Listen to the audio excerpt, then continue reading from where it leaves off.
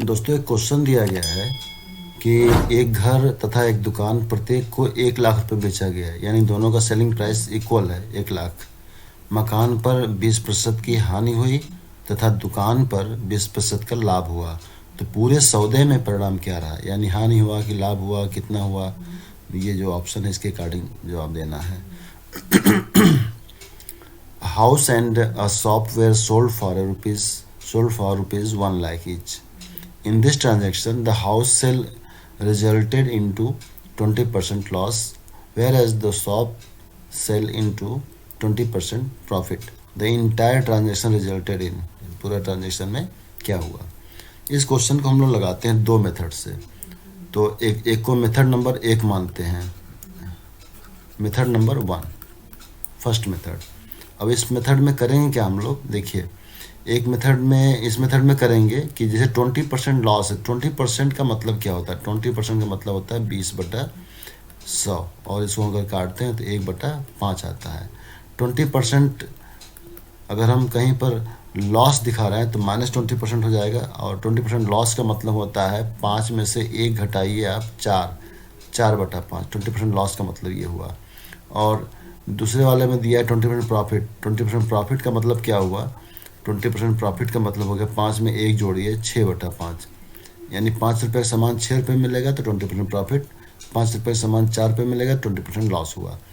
अब हम इसको कैसे सेट करते हैं, देखिए अगर ये सीपी है तो ये सेलिंग प्राइस होगा, यहाँ पर भी सीपी अगर ये है तो सेलिंग प्राइस ये होगा। सेलिंग प्राइस को इक्वल करना है एक्चुअली।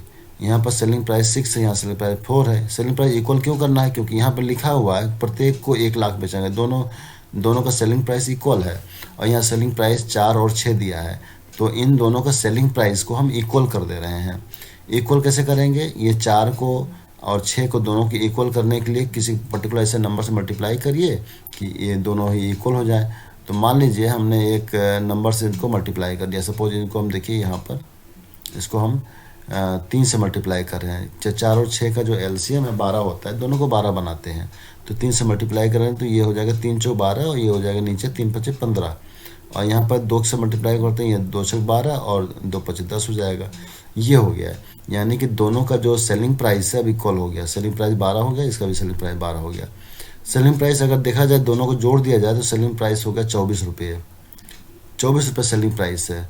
और अगर कॉस्ट प्राइस देखें तो दोनों का कॉस्ट प्राइस है 25 रुपया, 15 10 25, तो 15 10 25 रुपया कॉस्ट प्राइस है मिला दिया गया तो, और सेलिंग प्राइस दोनों को मिला दिया गया तो 24 रुपये हो गया, यानी कि 1 रुपये का यहाँ पर नुकसान हो रहा है। 1 रुपये का नुकसान हो रहा है।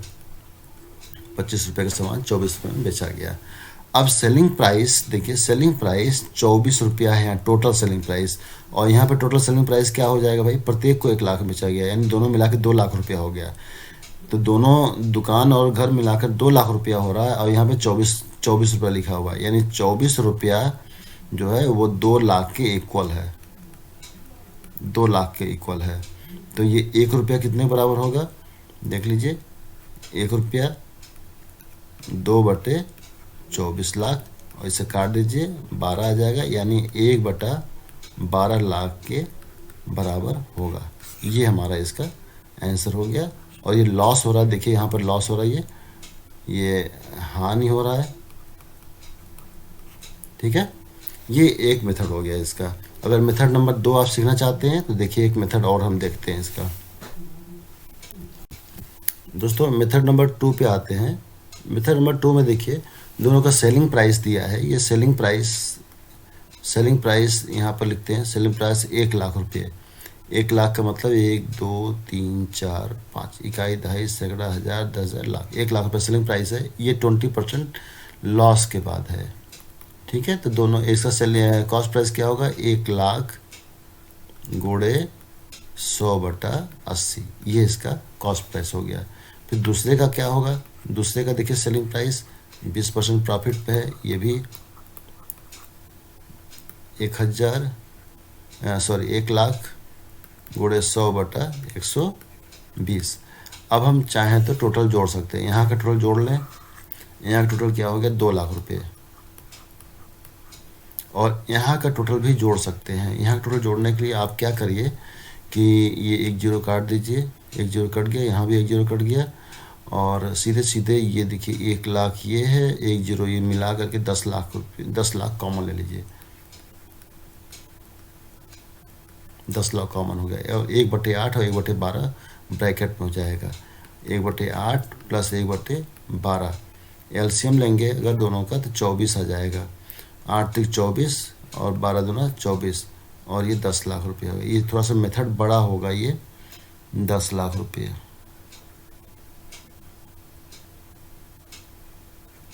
10 लाख गुणे 5/24, ये कॉस्ट प्राइस है, टोटल कॉस्ट प्राइस, यानी इतने का खरीदा गया और इतने का बेचा गया, सीधा सीधा हिसाब है।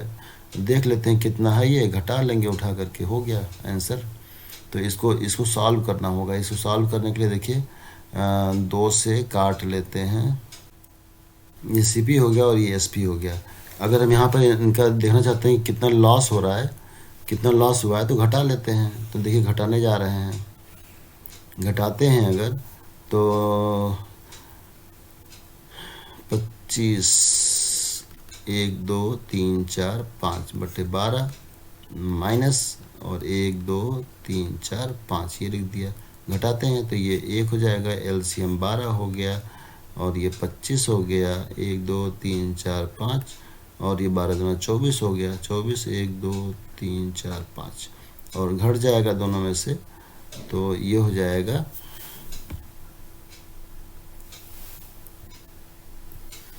ये हो जाएगा 1 2 3 4 5/12, यानी 1 लाख का 12वां हिस्सा है। यानी जो यहाँ लिखा हुआ है ना रुपीज़ 1/12 लाख, वही है ये 1/12 लाख।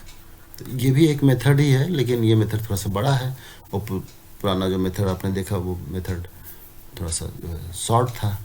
तो दोनों में से जो चॉइस है आप चुन लें खुद ही, और इसी तरह से जो है वीडियो को अपना प्यार और इतना सहयोग बनाए रखें। ज़्यादा से ज़्यादा लोगों तक शेयर करें, सब्सक्राइब करें, लाइक करें, और अधिक से अधिक लोगों तक पहुँचाएँ। धन्यवाद।